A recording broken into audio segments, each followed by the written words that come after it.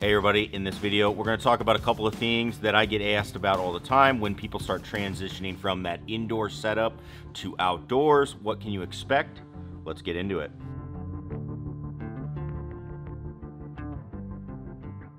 Hey everybody, Scott Hogan coming at you. We're here in the studio.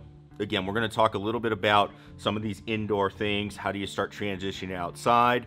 Once we get some good weather, we will be outside as well with some of the launch monitors. I do want to try the Rapsodo out there, and also we'll have the Mevo Plus out there as well. Fortunately, it's snowing today, so hey, what are you going to do?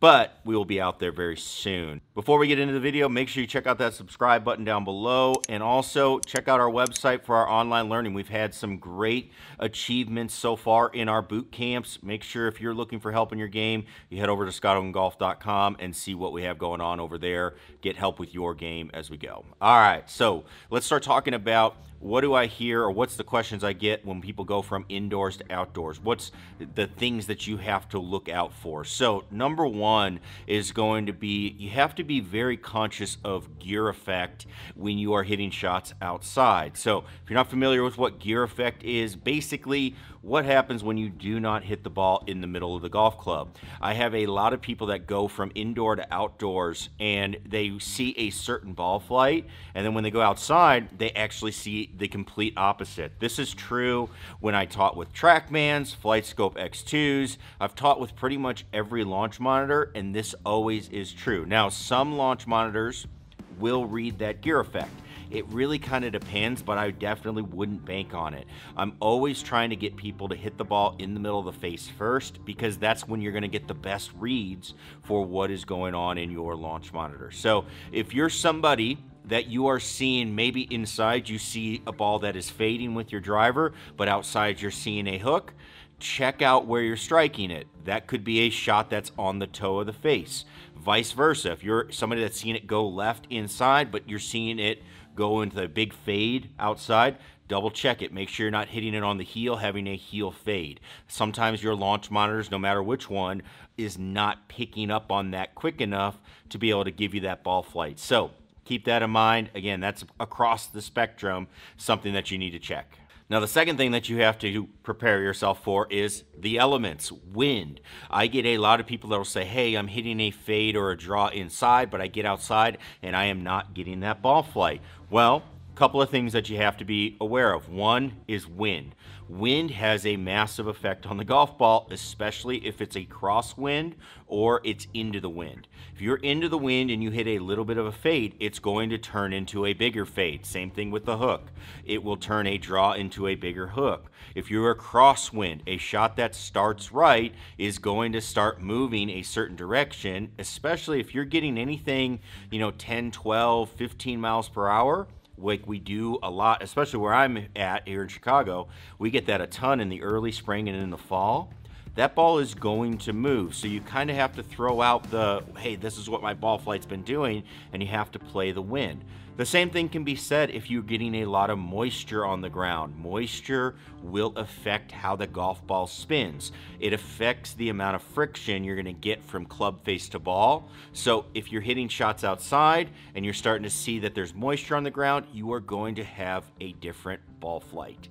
So you just want to get out there and start taking that into account and seeing what you can do. So keep that in mind as you're hitting your shots. You have to start playing the elements. Your launch monitor is great for working out your game indoors, but ultimately we're playing outside. There is variability we cannot control, and you have to be ready for that. So keep that in mind as you're moving out there. And number three, indoor swing syndrome. You might have heard about it on some forums, things like that. It is a real thing. It is 100% a real thing based on kind of what's going on. It can be a bad thing for your indoor game, or it can be a good thing for your indoor game. Ways that the indoor syndrome helps your indoor game is basically you have all these lines that tell you, hey, this is where you're trying to hit the ball. The target is straight in front of me. If you want to make a swing that's in to out, swing to this side of that target. If you're somebody that wants to hit it with a fade, swing to this side.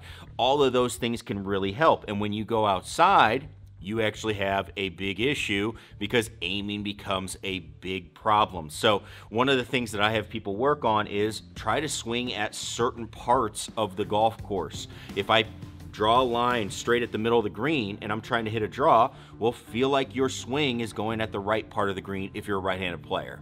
That's stuff that we try to do to kind of bridge that gap to having those lines inside to taking them outside.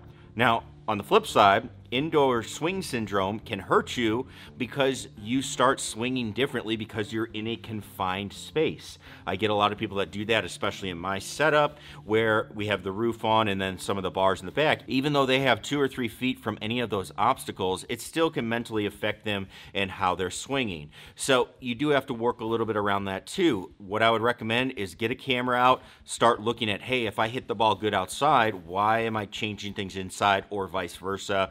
Why am I going inside? Where are we going outside? So that's where a live view camera that we use, we have that out all the time, and then we start taking it outside and have people look at their swings out there, and we start trying to match them up. That's probably the best thing you can do is just start getting a feel for, hey, I know I can make this swing, and start bridging how things feel in different environments. It is a real thing that we have to gap and have to bridge, because if you hit balls inside, indoor swing syndrome, it's a real thing. All right, so those are some of the big things. I know I deal with those a little bit when I have to go outside. Those are things that people ask me all the time.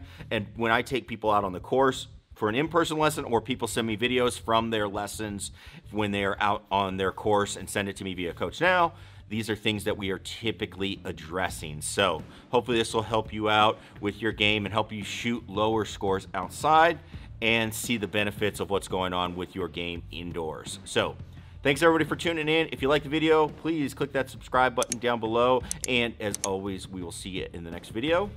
Peace.